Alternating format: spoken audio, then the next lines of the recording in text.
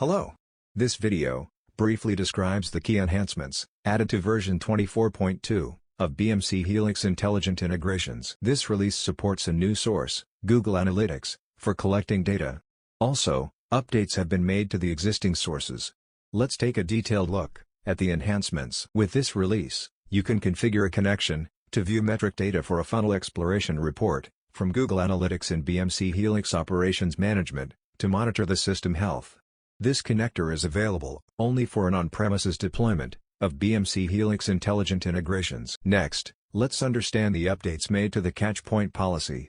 When a new event is triggered, the policy checks to see whether its node ID and the test ID match with any old events. If yes, the policy closes the old event and retains the new event. When any improvement is triggered with an unknown node ID, the policy searches for all the events whose test ID matches the test ID of the unknown event, and closes those events, irrespective of their node IDs.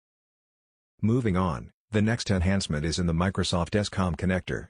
In this connector, the SCOM groups field has been replaced with two new fields, resource groups, and use resource groups. With the combination of these new fields, you can collect topology data from specific resource groups. The next enhancement in the list, support for auth source, in the VMware VROps connector. When configuring a connection with VMware VROps, specify the auth source name, in addition to the username and password for user authentication.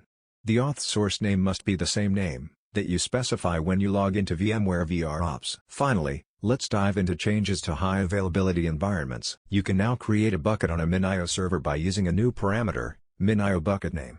Use this parameter if you are using the same MinIO server for multiple HA environments. For example, test and prod. And, you want to store the configuration backup file of the on-premises gateway instances of each environment in a separate bucket. For more information about these exciting enhancements, see the BMC Helix Intelligent Integrations documentation. To access the documentation, click the link provided in the video description. Thank you for watching.